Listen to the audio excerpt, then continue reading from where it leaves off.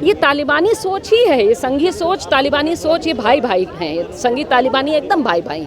Refugee तो किसी भी धर्म का हो सकता है, बुद्ध भी हो सकता है, हिंदू, मुसलमान, सिख, ईसाई, कोई भी हो सकता है। नरेंद्र मोदी जी, आप तो आतंकवादी साध्वी प्रज्ञा को तो एमपी तक बना दिए, आपकी गिरफ्तारी तो हुई नहीं, आप पर यूएपीए तो लगा नहीं, तो आपके लोग तालिबान के नाम पर क्यों यूएपीए लगा रहे हैं? खुल करके बहस हो, बातचीत हो। इंडिया की सरकार से ये मांग है कि रेफ्यूजीज को यहाँ पे शरण दी जाए, बगैर ये देखे हुए कि वो किस धर्म के हैं और किस जाति के हैं। पुलिस तो किसी चीज़ की इजाज़त नहीं देती, वो तो अलग चीज़ है। यहाँ तो वो आधी तानाशाही तो यूं ही बना रखे हैं किसी को, वो सिर्फ गाली देने वालों को और माने वो जनसंहार कर दो, सारे मुसलमानों को ख़त्म कर दो कहने वालों के लिए खूब इजाज़त मिलती है, हज़ारों में इकट्ठा करने के लिए।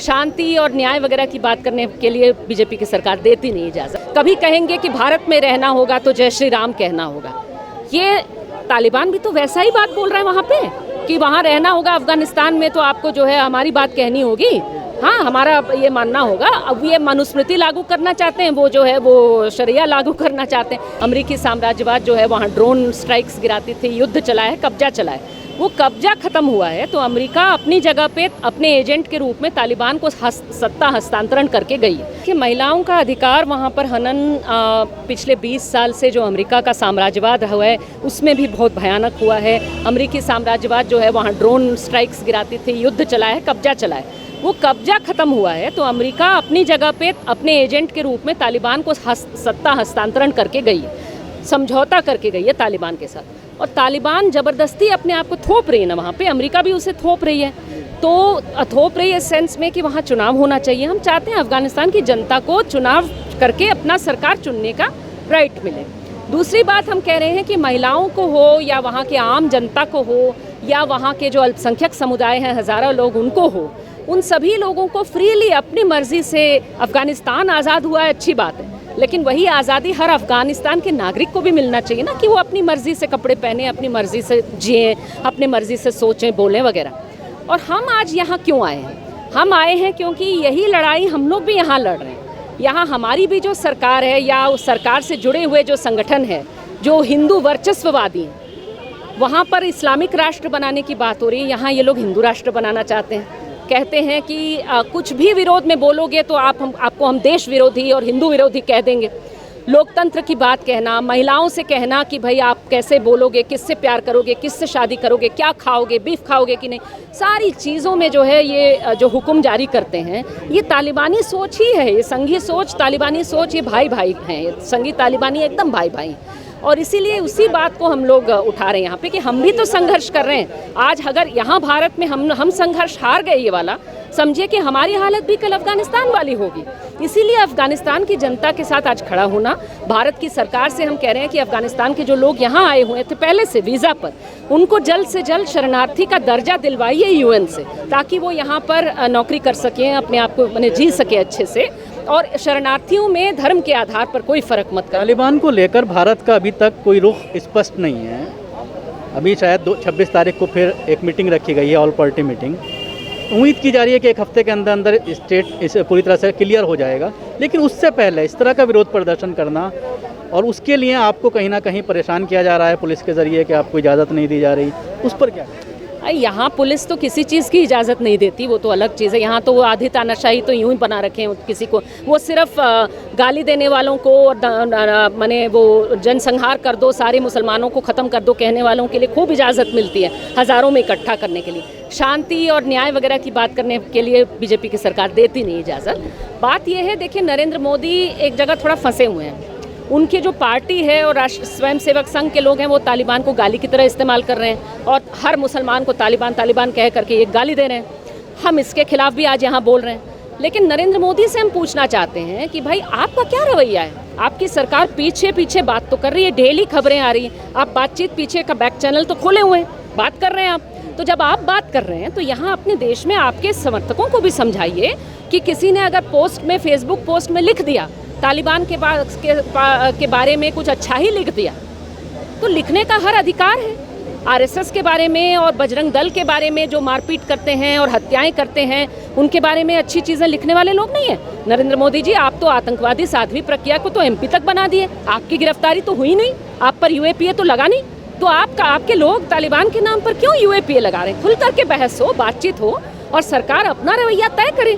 हम चाहते हैं कि भारत के सारे लोग और भारत की सरकार भी अफगानिस्तान में जल्द से जल्द चुनाव हो पाए, यूएन मॉनिटर्ड चुनाव हो पाए, इसके लिए हम लोग पिछले एक हफ्ते से जिस तरह से गोदी मीडिया के ज़रिए, मेन स्ट्रीम मीडिया के ज़रिए एक तबके को, मुसलमानों को कहीं ना कहीं तालिबान के नाम पर आतंकी घोषित करने की कोशिश की जा रही है, देश के मुसलमानों को, भारतीय मुसलमानों को। कल आपने देखा होगा इंदौर में जो घटना घटी, उसके ऊपर पूरी तरह से मीडिया खामोश है। क्या वो आतंक नहीं है? बिल्कुल आतंक है। और यही मैं कह रही हूँ कि देखिए ये जो पूरी रवैया है यहाँ पे कि धर्म के नाम पर राजनीति करना और अल्पसंख्यक समुदाय के लोगों को नए नए बहाने तलाश करके प्रताड़ित करने के लिए, कभी कहेंगे कि भारत में रहना होगा तो जय श्री राम कहना होगा।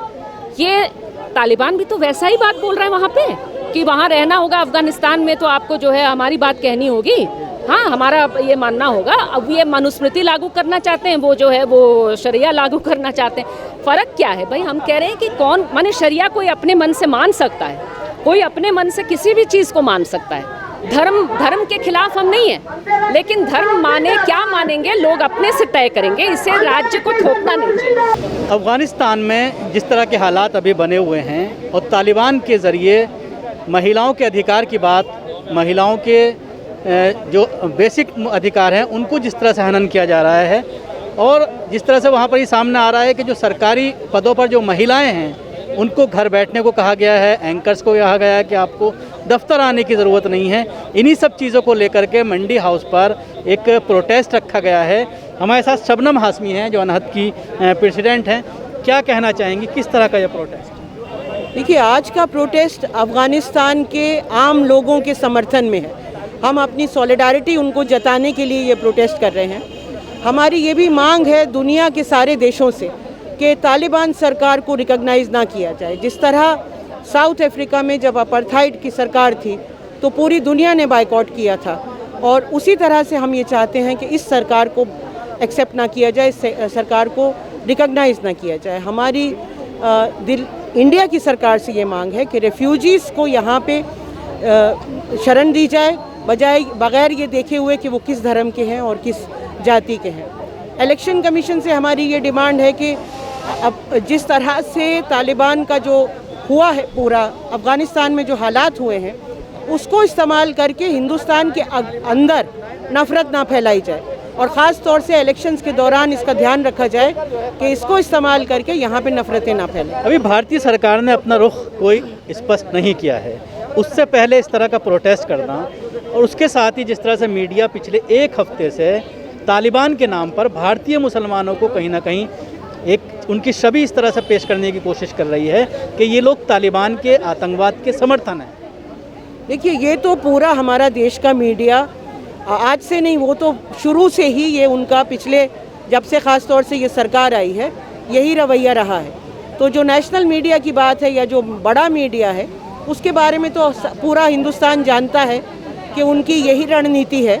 कभी वो कोई ना कोई वो बहाना ढूंढते हैं और लगातार अल्पसंख्यकों पे हमला करते हैं, ख़ास तौर से मुसलमानों पे। तो इसीलिए हमने ये डिमांड भी की है कि इलेक्शन कमीशन इसका संज्ञान ले कि तालिबान का जो कुछ अफ़गानिस्तान में जिस तरह के हालात बन रहे हैं और जिस तरह तालिबान ने कब्ज़ा कर लिया है, उसका इस्तेमाल करके हमारे देश में नफ़रत ना फैलाई जाए, क्योंकि वहाँ जो कुछ हो रहा है वो बिल्कुल गलत है। एक तरफ ये भी कोशिशें हो रही हैं कि तालिबान को लेजिटिमाइज़ किया जाए, हम उसके भी ख़िलाफ़ हैं, क्योंकि तालिबान जैसे थे तालिबान वही हैं, वो ब्रूट फोर्स है, वो ज़बरदस्ती अपना शासन लोगों पे लागू करने की कोशिश कर रही है। अफ़गानिस्तान के अंदर भी लोग लड़ रहे हैं, हम उनके समर्थन में खड़े हैं, सॉलिडारिटी में खड़े हैं। सीए को लेकर जिस तरह से प्रोटेस्ट हुआ, एक मंत्री का ये बयान आया है केंद्र सरकार के, उन्होंने ये कहा है कि ऐसे हालात में सीए की ज़रूरत आन पड़ती है, क्योंकि जिस तरह से कल जो वहाँ से लोगों को निकाला गया है उसमें बहुत सारे ऐसे हैं जो अफ़गान नागरिक हैं जिनको रोक लिया भी गया था तालिबान के ज़रिए, 5-6 घंटे उनको रोक कर रखा। उसमें एक वहाँ के सांसद भी हैं जो सरदार हैं।